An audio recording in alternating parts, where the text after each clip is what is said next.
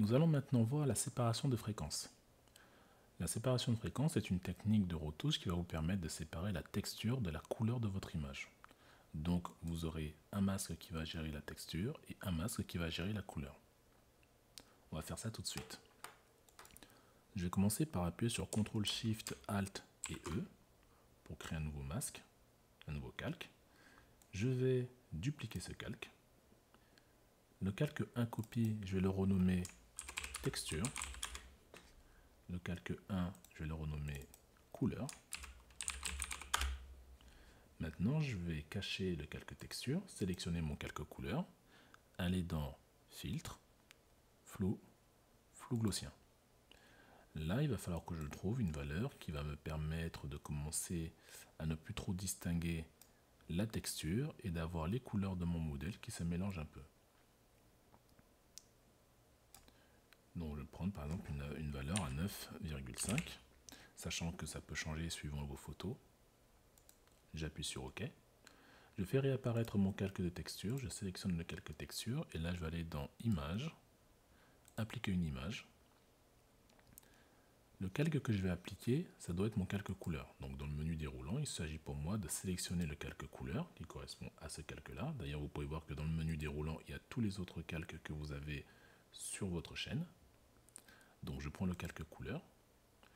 Dans Opération, je sélectionne Soustraction. La valeur de l'échelle, je la mets à 2 et le décalage à 128. Et j'appuie sur OK. Ensuite, la fusion, je la change de normale à lumière linéaire. Je sélectionne maintenant mon calque texture et mon calque couleur. Je fais CTRL G pour les grouper. Et je renomme ce groupe SF pour séparation de fréquences. Maintenant, vous pouvez voir que si je cache mon groupe SF, il n'y a absolument aucune différence sur mon image. C'est normal, car, comme je le disais tout à l'heure, on a séparé la texture de la couleur, mais les deux ensemble, ça ne fait pas bouger mon image. Comment maintenant fonctionnent ces différents calques? On va prendre le calque de texture. Si jamais je voulais retoucher du coup la texture de la peau, il me suffirait de prendre le tampon de duplication, d'aller par exemple sur un flux à 100, on va mettre le flux à 100 pour l'exemple, et pour que ça soit vraiment concret l'exemple, je vais prendre cette zone avec le piercing sur la lèvre.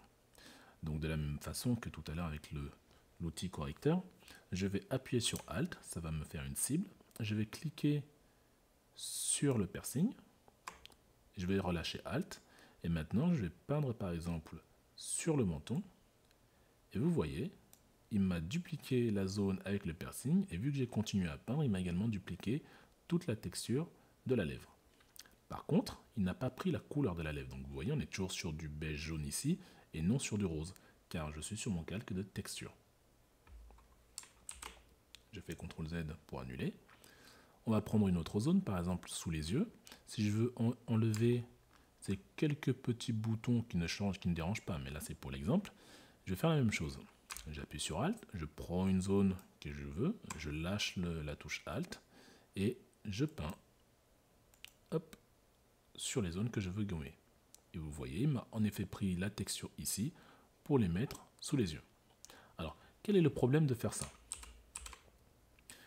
Cette technique-là, avec la séparation de fréquences, vous permet vraiment de faire une copie conforme de la zone que vous prenez sur la zone que vous voulez remplacer. Ce qui veut dire que si jamais sous les yeux, je prends une zone qui est sur la joue et qui est complètement lisse, et que je la duplique sous les yeux, on va rapidement voir qu'il y a quelque chose qui ne va pas au niveau des textures. Car sous les yeux, la texture n'est pas vraiment pareille qu'on a sous la joue.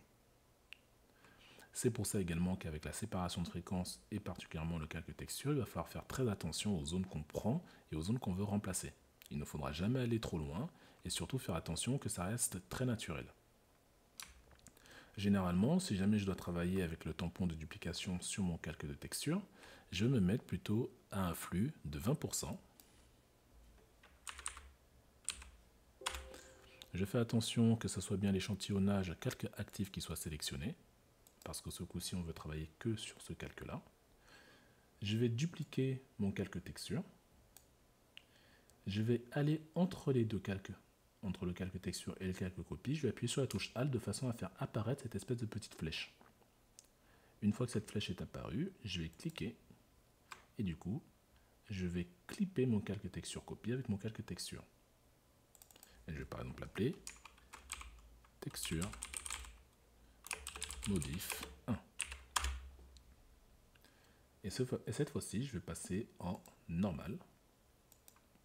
Et comme je peux voir, aucune différence. Donc en étant sur ce calque texture modif 1, je vais pouvoir prendre donc mon tampon de duplication. J'ai bien un flux à 20%. Je suis sur calque actif. Et là, je vais pouvoir travailler un peu pour finaliser la retouche de ma texture. Donc je sélectionne par exemple la zone ici et je vais peindre doucement sur cette zone là. Ce sera mieux si je les active. Voilà. Pareil, je prends ici et je peins un tout petit peu là. Parfait. Et je vais faire ça partout où j'estime qu'il reste encore un peu de zone à modifier. Donc par exemple sous les yeux, le long du nez, ici au niveau de la joue. J'y vais très doucement parce que comme vous pouvez voir, ça modifie directement la texture, ça la remplace. Donc il ne faut pas faire vraiment n'importe quoi, il faut bien maîtriser les endroits où on veut prendre la texture, les endroits où on veut la remplacer. Par exemple ici, je vais estomper un tout petit peu les rides du haut sourire. Hop, voilà. Sur le bord de la bouche, on va cacher un tout petit peu ça.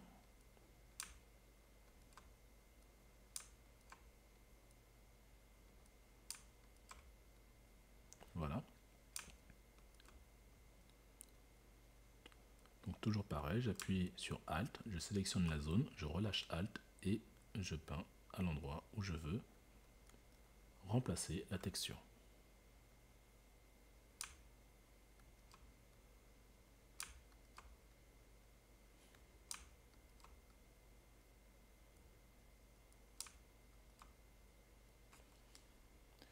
Il faut savoir qu'avec la séparation de fréquences, vous pouvez aller sur des retouches très poussées. On peut par exemple décider de totalement rendre une peau ici uniforme. C'est au goût et c'est aussi pourquoi vous faites. C'est-à-dire que si vous êtes sur de l'éditorial du magazine, en effet, vous allez être beaucoup plus emmené à travailler en profondeur sur la séparation de fréquences.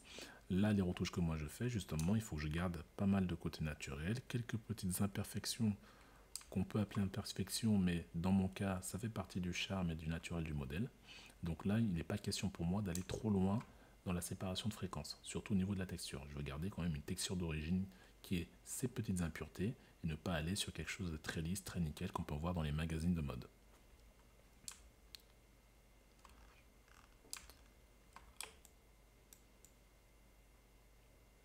Je pense que c'est bon pour moi.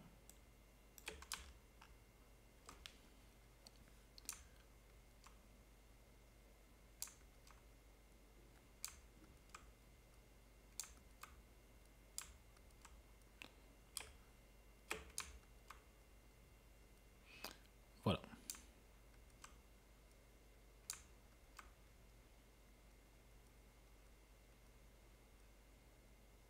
Parfait. Maintenant que j'ai fini avec la texture, je vais pouvoir passer à la couleur. La couleur, comme son nom l'indique, va nous permettre de modifier la couleur de la peau. En l'occurrence, là, on travaille sur la peau. Pour cela, je vais cacher mon calque de texture. Donc, ça va également cacher les calques de texture qui sont imbriqués sur le calque de texture principal. Donc, l'image, elle devient floue, normal, puisque le calque de couleur, n'oubliez pas qu'on y a mis un flou gaussien. Je vais prendre le petit pinceau. Je vais faire en sorte, je vais veiller à avoir un flux à 2%. Et ce qu'on va faire maintenant, ça va être de lisser les transitions entre les zones de lumière, les zones de changement de couleur et les zones d'ombre. Concrètement, si là je fais un petit masque, hop, je vais faire un calque et je vais prendre l'outil pinceau rouge pour vous montrer. Je vais mettre dans un flux comme ça. Voilà. Vous voyez donc ici, il y a un changement de couleur entre la lumière et cette couleur-là. Ici, vous avez une tache de lumière. Là, on voit encore un tout petit peu les cernes, alors que ici, la zone est beaucoup plus claire. Et enfin, ici, on arrive sur une zone d'ombre. Là, de la même façon, on a une première couleur ici, une première couleur là, et une autre couleur un peu différente ici. Ici, on a une zone qui est très claire, due au flash. Là, elle est un peu moins claire. Et là, on a une zone qui devient de plus en plus foncée pour aller vers l'ombre. Et sur le nez, c'est de la même façon. Donc maintenant, en travaillant sur le calque de couleurs, on va faire en sorte d'un peu smoother tout ça, de les rendre beaucoup plus harmonieux et que les transitions soient beaucoup plus fluides. Je sélectionne donc mon calque de couleurs, mon outil pinceau, je mets mon flux à 2%. Je choisis une case et je fais en sorte également, même si c'est pas obligatoire, on va le changer après d'être en noir et blanc. Je choisis une taille de pinceau pas très grande et en appuyant sur Alt, je vais sélectionner une première couleur, par exemple ici dans la zone claire. Voilà, je relâche Alt et je vais peindre dans la zone un peu plus foncée. Je vais maintenant prendre la zone un peu plus foncée et repeindre un tout petit peu dans la zone claire.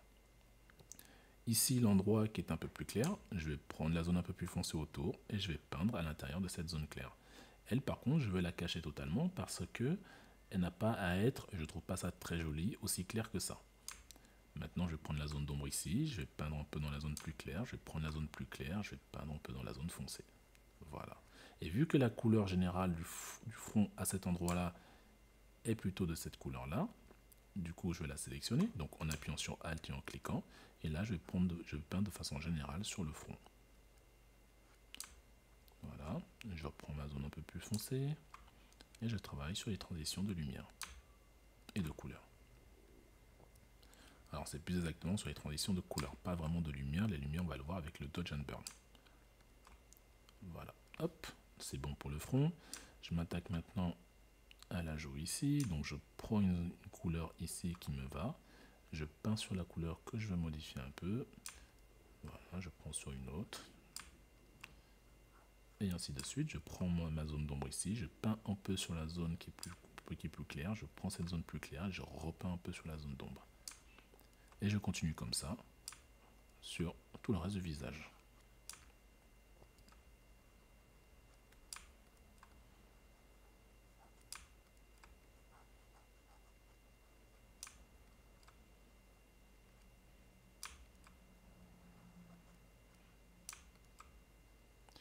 Faites tout de même attention, il ne s'agit pas de complètement remodifier les couleurs du modèle.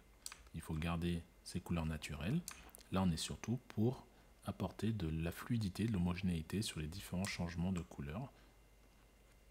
Donc, n'y allez pas trop sauvagement. Il faut garder en fait la couleur naturelle d'origine.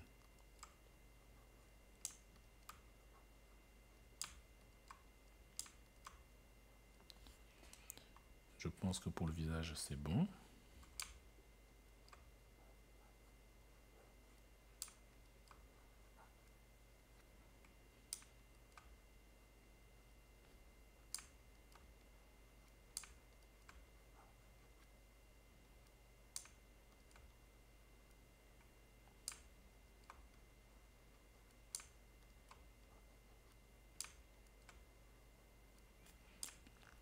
Je dézoome et je passe ici sur le buste. Là, on peut clairement voir les différents changements de couleurs qui ne sont pas super beaux. Voilà.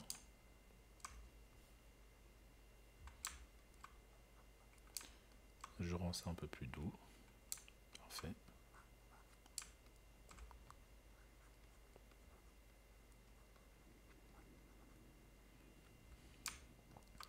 Sur le bras, je fais plus ou moins pareil.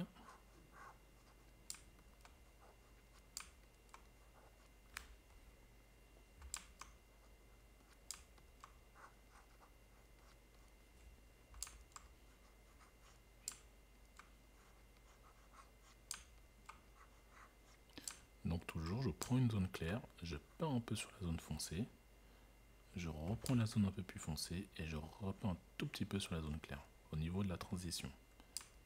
Et du coup, vous voyez que les transitions se font beaucoup plus douces.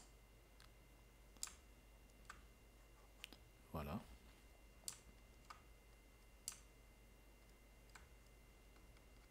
Parfait. Et je finis avec l'autre bras.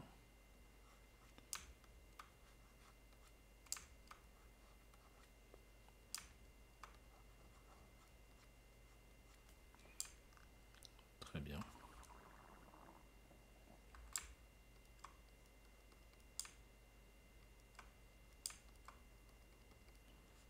Parfait.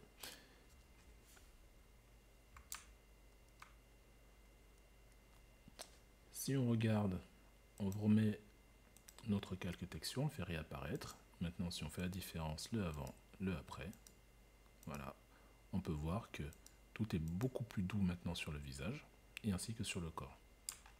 On va zoomer, regardez avant, donc ici les ombres très, très dures, très marquées, et après, c'est beaucoup plus doux. Voilà pour la séparation de fréquences, je vous attends pour la suite avec le Dodge and Burn.